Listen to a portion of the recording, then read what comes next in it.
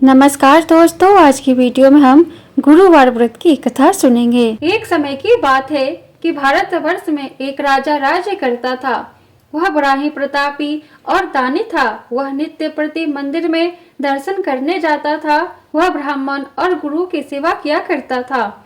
उसके दरवाजे से कोई भी निराश होकर नहीं लौटता था तथा वह प्रत्येक गुरुवार को व्रत रखता एवं पूजन करता था। हर एक दिन गरीबों की सहायता करता, परंतु यह सब बातें उसकी रानी को अच्छी नहीं लगती थी। वह न व्रत करती और न किसी को एक पैसा तक दान में देती थी तथा राजा से भी ऐसा करने को मना किया करती थी। एक समय की बात है कि राजा तो शिकार खेलने वन को गए हुए थे। घर पर रानी और दासी थी। उस समय गुरु बृहस्पति देव एक साधु का रूप धारण कर राजा के दरवाजे पर भिक्षा मांगने गए। रानी से भिक्षा मांगी तो वह कहने लगी कि हे साधु महाराज, मैं इस दान और पुण्य से तो तंग आ गई हूँ। मेरे से तो घर का कार्य ही समाप्त नहीं होता। इस कार्य के लिए तो मेरे पति देव भी बहुत हैं। अब आप इस प्रकार की कृपा करें कि सब धन नष्ट हो जावे तथा मैं आराम से रह सकूं। साधु बोले, हे देवी, तुम तो बड़ी विचित्र हो। संतान और धन से कोई दुखी नहीं होता, इसको सभी चाहते हैं। पापी भी पुत्र और धन की इच्छा करता है। अगर आपके पास धन अधिक हो तो भूखे मनुष्यों को भोजन कराओ, प्याव लगाओ, ब्राह्मणों को दान दो, धर्मशाला बनवाओ, कुआं, तालाब, बावड़ी, बाग बगीचों आदि के निर्माण कराओ तथा निर्धन मनुष्यों की कुमारी कन्याओं का विवाह कराओ और अनेकों यज्ञ आदि कर्म करो। इस प्रकार के कर्मों से आपका कुल का और आपका नाम परलोक में सार्थक होगा एवं स्वर्ग की प्राप्ति होगी। मगर वह रानी इन बातों से खुश न हुई। वह बोली, हे साधु महाराज, मुझे ऐसे धन की भी आवश्यकता नहीं जिसे अन्य मनुष्यों को दान दूं तथा जिसको संभाल कर रखने में ही मेरा सारा समय बर्बाद हो जाए। साधु ने कहा, हे देवी, तुम्हारी ऐसी इच्छा है तो ऐसा ही होगा। मैं तुम्हें बताता हूँ, वैसा ही करना। बृहस्पतिवार के दिन घर को गोबर से लीपना, अपने केसों को धोना, केसों को धोते समय स्नान करना, राजा से कहना वह हजामत करवाए, भोजन में मांस मदिरा खाना, कपड़ा धोबी के यहाँ धुलने डालना। इस प्रकार 7 बृहस्पतिवार करने से तुम्हारा सब धन नष्ट हो जाएगा। यह कहकर वह साधु महाराज वहां से अंतर्ध्यान हो गए। रानी ने साधु के कहने के अनुसार वैसा ही किया। 3 बृहस्पतिवार ही बीते थे कि उसका समस्त धन संपत्ति नष्ट हो गया और भोजन के लिए भी दोनों समय परिवार तरसने लगा तथा सांसारिक भोगों से दुखी रहने लगे। तब वह राजा रानी से कहने लगा कि रानी, तुम यहाँ पर रहो, मैं दूसरे देश जाऊं, क्योंकि यहाँ पर मुझे सभी मनुष्य जानते हैं, इसलिए कोई कार्य भी यहाँ नहीं कर सकता। देश चोरी परदेश भीख बराबर है। ऐसा कहकर राजा परदेश चला गया। वहाँ जंगल में जाता और लकड़ी काट कर लाता और शहर में बेचता। इस तरह जीवन व्यतीत करने लगा। इधर राजा के घर रानी और दासी दुखी रहने लगी। किसी दिन भोजन मिलता और किसी दिन जल पीकर ही रह जाती। एक समय रानी और दासी को 7 दिन बिना भोजन के व्यतीत हो गए तो रानी ने अपनी दासी से कहा, हे दासी, यहाँ पास ही के नगर में मेरी बहन रहती है। वह बड़ी धनवान है। तू उसके पास जा और वहाँ से 5 सेर बेझर मांग कर ले आ, जिससे कुछ समय के लिए गुजर हो जाएगा। इस प्रकार रानी की आज्ञा मानकर दासी रानी के बहन के पास गई तो रानी की बहन उस समय पूजन कर रही थी, क्योंकि उस रोज बृहस्पतिवार का दिन था। जब दासी ने रानी की बहन को देखा और उससे बोली, हे रानी, मुझे तुम्हारी बहन ने भेजा है, मेरे लिए 5 सेर बेझर दे दो। इस प्रकार दासी ने अनेक बार कहा, परंतु रानी ने कुछ उत्तर नहीं दिया, क्योंकि वह उस समय बृहस्पतिवार की व्रत कथा सुन रही थी। इस प्रकार जब दासी को किसी प्रकार उत्तर नहीं मिला तो वह बहुत दुखी हुई और क्रोध भी आया और लौटकर अपने गांव रानी के पास आकर बोली, हे रानी, आपकी बहन बहुत ही घमंडी है। वह छोटे लोगों से बात भी नहीं करती। जब मैंने उससे तुम्हारा संदेश कहा तो उसने कोई उत्तर नहीं दिया। मैं वापिस चली आई। रानी बोली, हे दासी, इसमें उसका कोई दोष नहीं। जब बुरे दिन आते हैं तब कोई सहारा नहीं देता। अच्छे बुरे का पता विपत्ति में ही लगता है। जो ईश्वर की इच्छा होगी वही होगा। यह सब हमारे भाग्य का दोष है।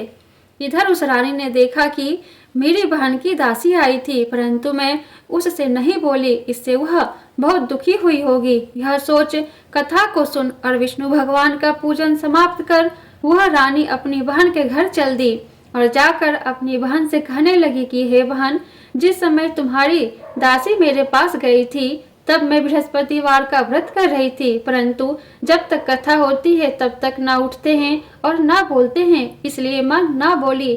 कहो दासी क्यों गई थी?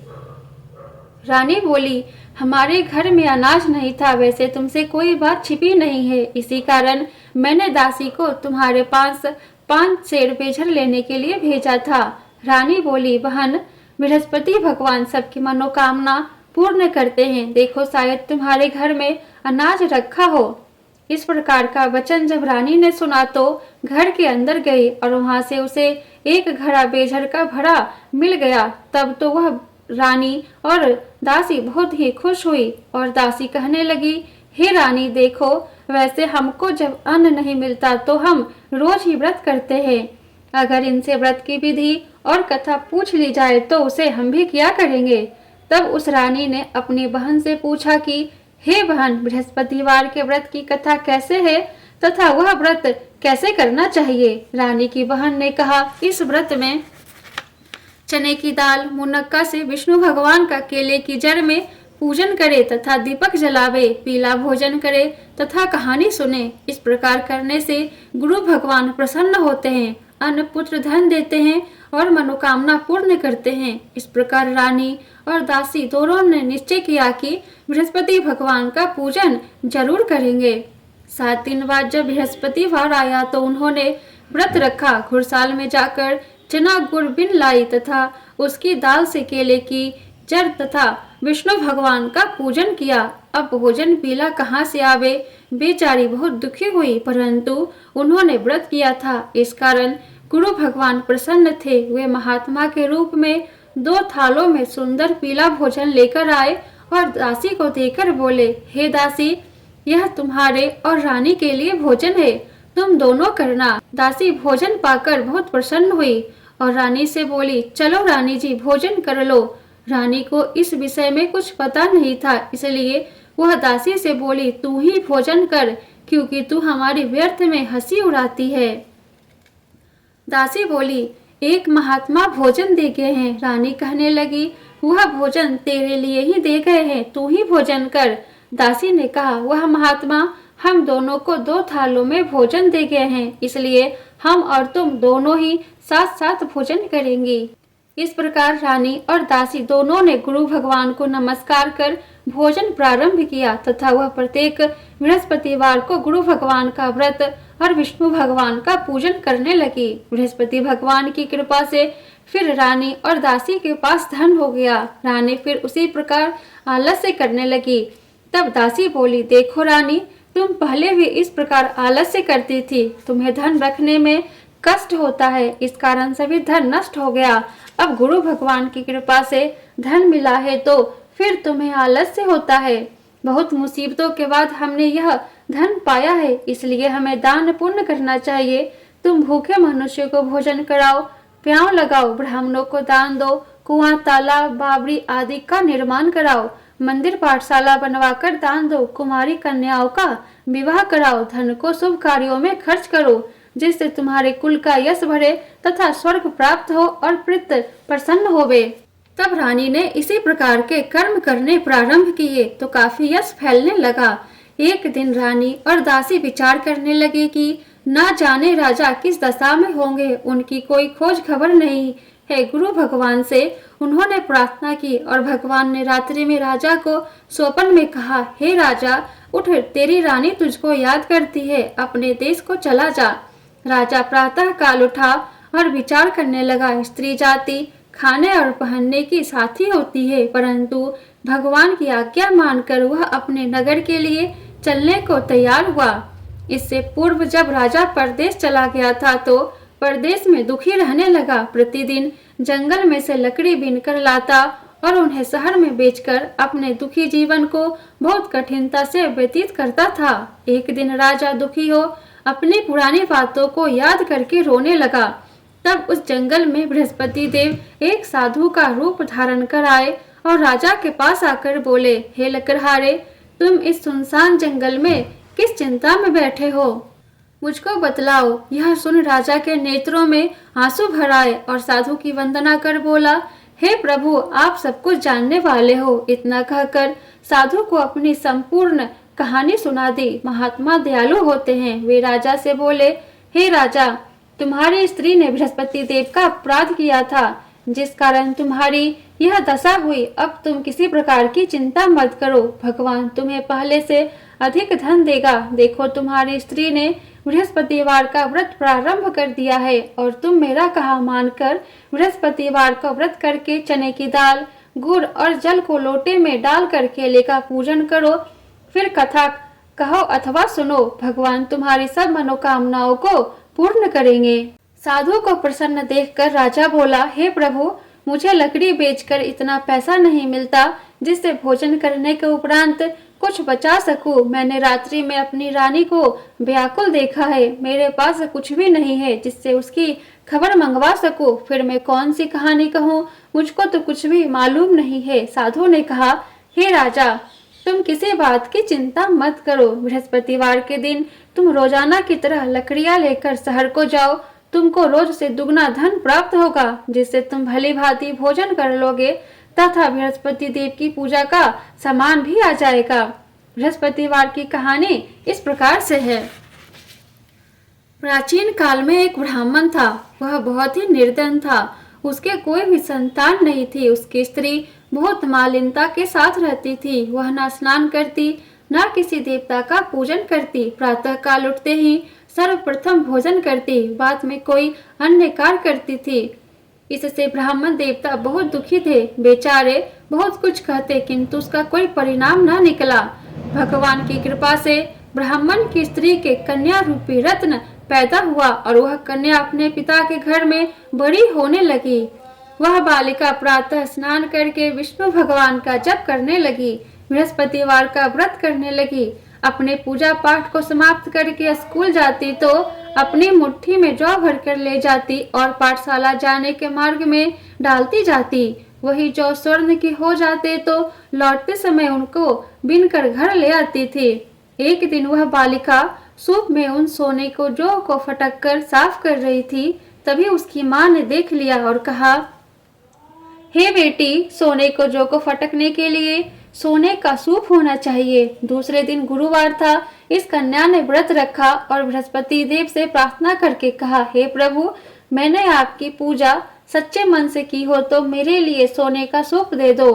बृहस्पति देव ने उसकी प्रार्थना स्वीकार कर ली। रोजाना की तरह वह कन्या जौ फैलाती हुई जाने लगी। जब लौटकर जौ बीन रही थी तो बृहस्पति देव की कृपा से उसे सोने का सूप मिला। उसे वह घर ले आई और उससे जौ साफ करने लगी, परंतु उसकी माँ का वही ढंग रहा। एक दिन की बात है कि वह कन्या सोने के सूप में जौ साफ कर रही थी। उस समय उस शहर का राजपुत्र वहां से होकर निकला। इस कन्या के रूप और कार्य को देखकर मोहित हो गया तथा घर आकर भोजन तथा जल त्याग कर उदास होकर लेट गया। राजा को जब इस बात का पता चला तो अपने प्रधानमंत्रियों के साथ अपने पुत्र के पास गए और बोले, हे बेटा, तुम्हें किस बात का कष्ट है? किसी ने अपमान किया अथवा कोई और कारण है सो कहो, मैं वही कार्य करूंगा जिससे तुम्हें प्रसन्नता हो। अपने पिता की राजकुमार ने बातें सुनी तो वह बोला, मुझे आपकी कृपा से किसी बात का दुख नहीं है। किसी ने मेरा अपमान नहीं किया है, परंतु मैं उस लड़की के साथ विवाह करना चाहता हूँ जो सोने के सूप में जो साफ कर रही थी। यह सुन राजा आश्चर्य में पड़ गया और बोला, हे बेटा, इस तरह की कन्या का पता तुम ही लगाओ। मैं उसके साथ तुम्हारा विवाह अवश्य ही करवा दूंगा। राजकुमार ने उस लड़की के घर का पता बतलाया। तब मंत्री उस लड़की के घर गए और ब्राह्मण देवता को सभी हाल बतलाया। ब्राह्मण देवता राजकुमार के साथ अपनी कन्या का विवाह करने के लिए तैयार हो गए तथा विधि विधान के अनुसार ब्राह्मण की कन्या का विवाह राजकुमार के साथ संपन्न हो गया। कन्या के घर से जाते ही पहले की भांति उस ब्राह्मण देवता के घर में गरीबी का निवास हो गया। अब भोजन के लिए भी अन्न बड़ी मुश्किल से मिलता था। एक दिन दुखी होकर ब्राह्मण देवता अपनी पुत्री के पास गए। बेटी ने पिता की दुखी अवस्था को देखा और अपनी माँ का हाल पूछा। तब ब्राह्मण ने सभी हाल कहा। कन्या ने बहुत सा धन देकर अपने पिता को विदा कर दिया। इस तरह ब्राह्मण का कुछ समय सुखपूर्वक व्यतीत हुआ। कुछ दिन बाद फिर वही हाल हो गया। ब्राह्मण फिर अपनी कन्या के यहाँ गया और सभी हाल कहा तो लड़की बोली, हे पिताजी, आप माताजी को यहाँ ले आओ, मैं उन्हें वह विधि बता दूंगी जिससे गरीबी दूर हो जाए। वह ब्राह्मण देवता अपनी स्त्री को साथ लेकर पहुँचे तो पुत्री अपनी माँ को समझाने लगी, हे माँ, तुम प्रातः काल उठकर प्रथम स्नान आदि करके विष्णु भगवान का पूजन करो तो सब दरिद्रता दूर हो जाएगी। परंतु उसकी माँ ने एक भी बात नहीं मानी और प्रातः काल उठकर अपनी पुत्री के बच्चों का जूठन खा लेती थी। एक दिन उसकी पुत्री को बहुत गुस्सा आया और एक रात एक कोठरी से सभी सामान निकाल दिया और अपनी माँ को उसमें बंद कर दिया। प्रातः काल उसमें से उसे निकाला तथा स्नान आदि करा के पूजा पाठ करवाया तो उसकी माँ की बुद्धि ठीक हो गई और फिर प्रत्येक बृहस्पतिवार को व्रत रखने लगी। इस व्रत के प्रभाव से उसकी माँ भी बहुत ही धनवान तथा पुत्रवती हो गई और बृहस्पति देव जी के प्रभाव से स्वर्ग को प्राप्त हुई तथा वह ब्राह्मण भी सुख पूर्वक इस लोक के सुख भोग कर स्वर्ग को प्राप्त हुए। इस तरह कहानी कहकर साधु देवता वहां से लोप हो गए। धीरे धीरे समय व्यतीत होने पर फिर बृहस्पतिवार का दिन आया। राजा जंगल से लकड़ी काटकर किसी शहर में बेचने गया।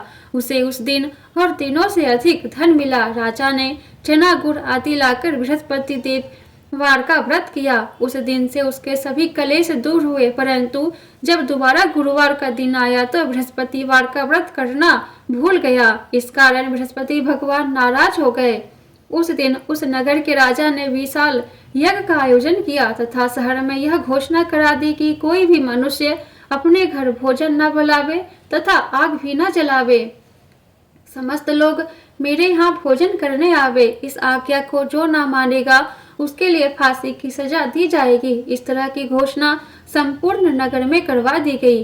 राजा की आज्ञा अनुसार शहर के सभी लोग भोजन करने गए, लेकिन लकड़हारा कुछ देर से पहुंचा, इसलिए राजा उसको अपने साथ घर लेवा ले गए और ले जाकर भोजन करा रहे थे तो रानी की दृष्टि उस खूंटी पर पड़ी जिस पर उसका हार लटका हुआ था। वह वहां पर दिखाई नहीं दिया। रानी ने निश्चय किया कि मेरा हार इस मनुष्य ने चुरा लिया है। उसी समय पुलिस बुलवाकर उसको जेल खाने में डलवा दिया।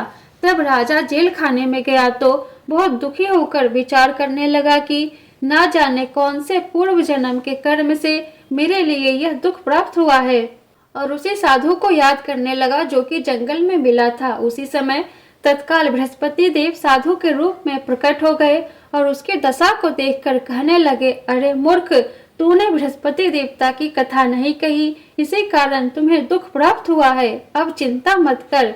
बृहस्पतिवार के दिन जेल खाने के दरवाजे पर 4 पैसे पड़े मिलेंगे, उनसे तू बृहस्पति देव की पूजा करना, तेरे सभी कष्ट दूर हो जाएंगे। बृहस्पतिवार के रोज उसे 4 पैसे मिले। राजा ने कथा कही। उसी रात्रि को बृहस्पति देव ने उस नगर के राजा को स्वप्न में कहा, हे राजा, तुमने जिस आदमी को जेल खाने में बंद कर दिया है वह निर्दोष है, वह राजा है, उसे छोड़ देना। रानी का हार उसी खूंटी पर लटका हुआ है। अगर तू ऐसा नहीं करेगा तो मैं तेरे राज्य को नष्ट कर दूंगा। इस तरह की रात्रि स्वप्न देख राजा प्रातः काल उठा और खूंटी पर हार टंगा देखकर लकड़हारे को बुलवाकर क्षमा मांगी तथा राजा के योग्य सुंदर वस्त्र आभूषण देकर विदा किया। गुरुदेव की आज्ञा अनुसार राजा अपने नगर को चल दिया। राजा जब नगर के निकट पहुंचा तो उसे बड़ा ही आश्चर्य हुआ। नगर में पहले से अधिक बाग, तालाब और कुएं तथा बहुत सी धर्मशालाएं, मंदिर आदि बने हुए थे।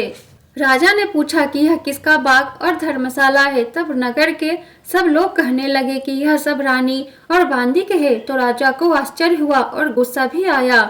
जब रानी ने यह खबर सुनी कि राजा आ रहे हैं तो उसने बांदी से कहा कि हे दासी, देख राजा हमको कितनी बुरी हालत में छोड़ गए थे।